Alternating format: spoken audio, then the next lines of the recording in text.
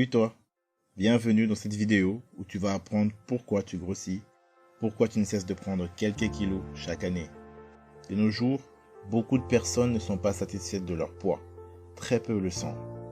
Beaucoup de personnes ont de kilos en trop et souhaitent en perdre. Tu en fais peut-être partie.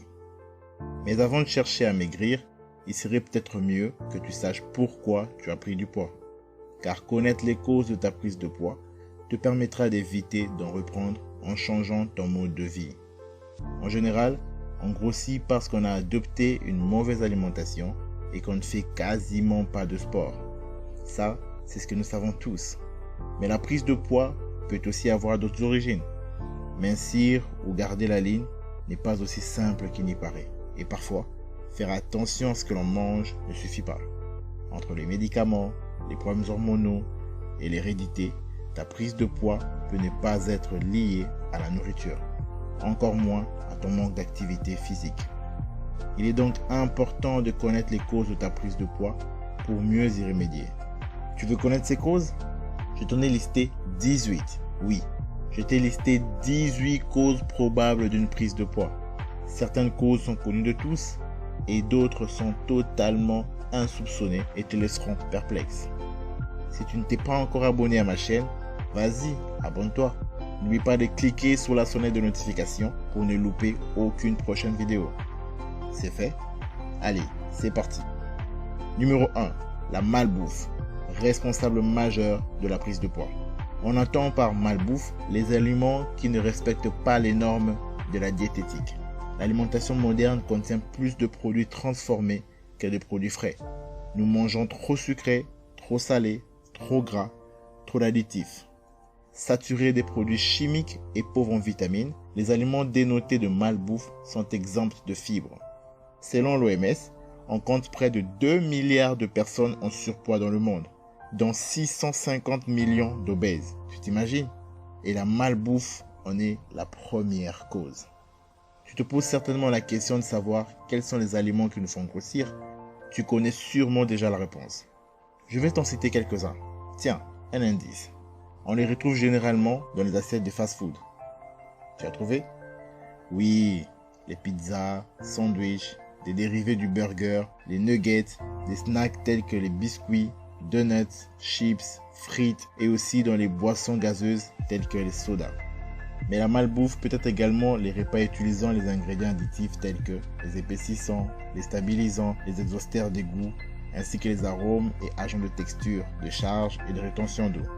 Séduit par les savoureux goûts de ces aliments, tu ne te rends pas compte des dangers de la malbouffe.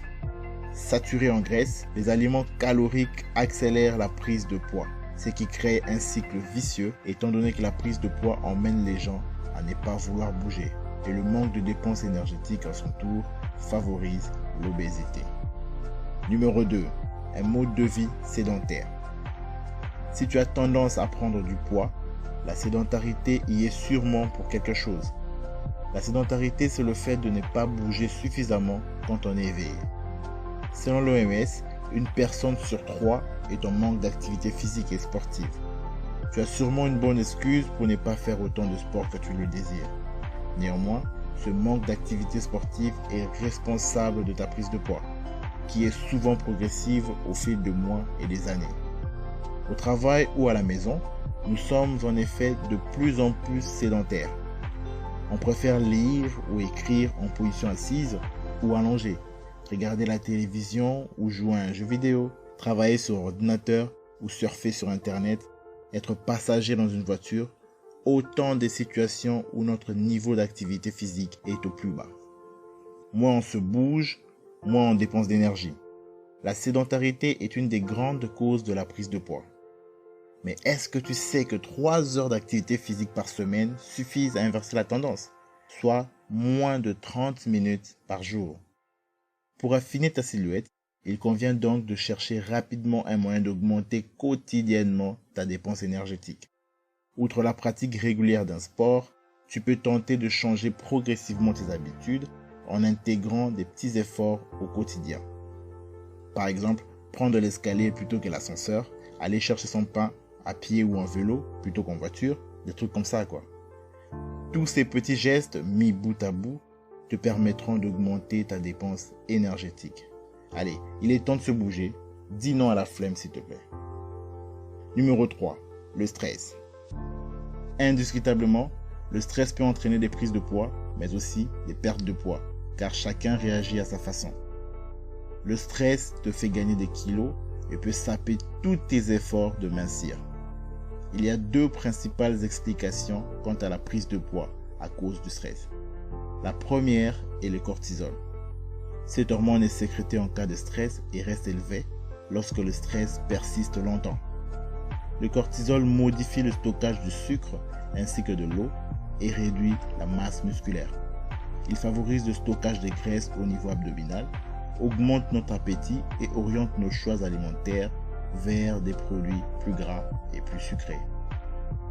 La seconde explication est que lorsque nous sommes confrontés à des émotions négatives, nous avons tendance à compenser avec la nourriture. L'obsession minceur aussi crée un stress et est néfaste pour la silhouette. Le fait d'être obsédé par son poids engendre un stress supplémentaire au quotidien. Or, ce stress se traduit par la production du cortisol qui va favoriser le stockage des graisses dans les cellules. Pire encore, la déprime liée à la prise de poids fait chuter le taux de sérotonine qui est l'hormone du bien-être. Cela nous pousse à la compulsion alimentaire. Et tu sais ce qui arrive après? On grossit. Numéro 4. Manger beaucoup de fruits. Contrairement aux idées reçues, manger beaucoup de fruits n'aide pas à garder la ligne. Les fruits contiennent le fructose, un sucre naturel qui, s'il n'est pas dépensé via notamment l'activité physique, il est stocké dans les cellules du corps sous forme de graisse. En effet, le fructose est uniquement stocké et traité par le foie, contrairement au glucose. Les capacités d'assimilation du foie sont limitées, donc tout ce qui n'y est pas stocké est transformé en graisse pour stockage ailleurs. Le pire que tu puisses faire, c'est de boire du jus de fruits commercialisé. Que les choses soient claires, il y a presque autant de sucre dans le jus de fruits que dans le coca, même le jus 100% fruits d'ailleurs. Par exemple, pour comparer, il y a 25 g de sucre dans un verre de coca et 20 g de sucre dans un verre de jus de pomme. En plus d'être bu facilement, sachant que un verre de jus d'orange est égal à 3 oranges, consommer un jus de fruits ne va pas vous rafraîchir longtemps et va augmenter votre appétit pour plus de sucre. Si tu veux un jus de fruits, fais-le toi-même avec des fruits frais. Ça sera bien meilleur pour ta santé. Retiens ceci. Consommer les fruits est une bonne chose, mais en consommer en grande quantité sans se dépenser peut aussi te faire gagner quelques kilos. Maintenant, tu es prévenu. Numéro 5. Manger devant la télé.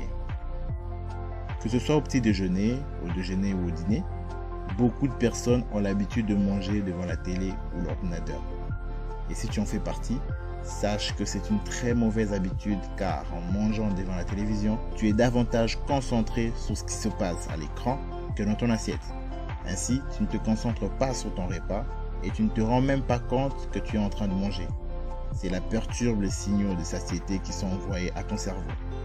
À la fin du repas, le cerveau étant concentré sur la télévision, n'a pas compris que tu as suffisamment mangé. Le signal de satiété est plus tardif et moins perceptible. Résultat, il demandera de nouveau de la nourriture, ce qui se traduit par des grignotages devant ta série préférée après le dîner. Conséquence, tu consommeras davantage de calories et tu prendras du poids. La télévision possède un impact très important sur notre poids. Les personnes regardant la télévision 5 heures par jour présentent 5 fois plus de risques de souffrir de surpoids que ceux qui le font en moins de 2 heures par jour. Déjà à plus de 2 heures par jour, le risque de surpoids est augmenté de 55%. Cela paraît évident que de rester avachi devant la télé est moins consommateur d'énergie que de faire un footing. Mais il y a pire. Sais-tu que regarder la télévision fait dépenser moins de calories que de se reposer en ne faisant rien du tout? Une personne allongée sur son canapé, sans télé, se gratte, change de posture, lève la tête, bref, elle bouge tout de même un peu. Par contre, si elle regarde la télévision, la personne est comme hypnotisée et met tous ses muscles au repos. Numéro 6. Manquer de sommeil. L'obésité et la prise de poids constitue l'une des conséquences de la restriction des heures de sommeil. Tout d'abord, le fait de mal dormir fait grossir et provoque un déséquilibre au niveau des hormones qui régulent l'appétit. En effet, lorsqu'il y a insuffisance de sommeil, l'estomac sécrète de façon abondante la ghrelin, qui est une hormone qui stimule la sensation de faim. Il réduit aussi la quantité de leptine, qui est l'hormone de satiété.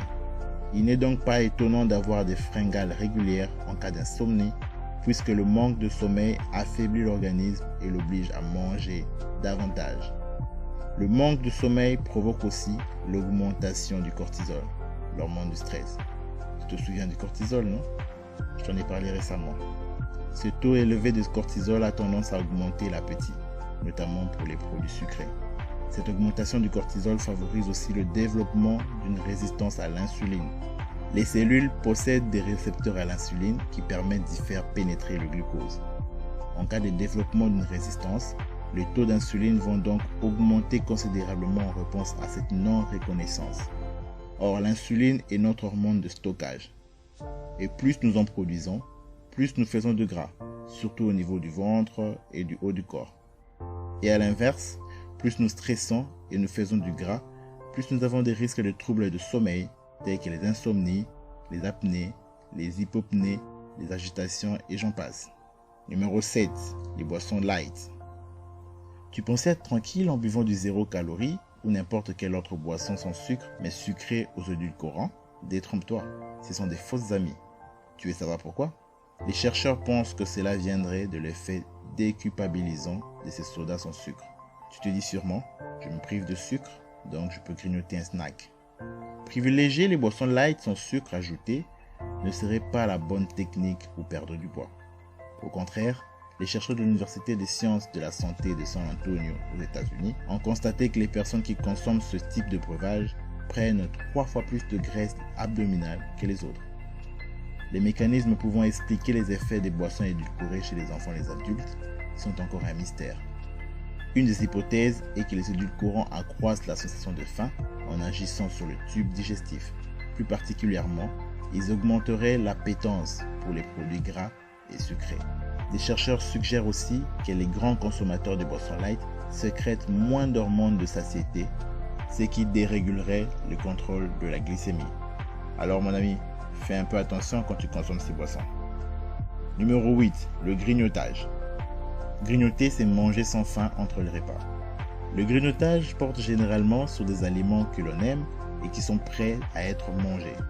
Ces aliments sont souvent gras, sucrés, caloriques, pauvres en minéraux et en vitamines. Par exemple, les barres chocolatées ou viennoiseries. Si le grignotage est fréquent, le risque de ne plus avoir faim au repas suivant est d'avoir une alimentation déséquilibrée ou de consommer trop de calories et de prendre du poids.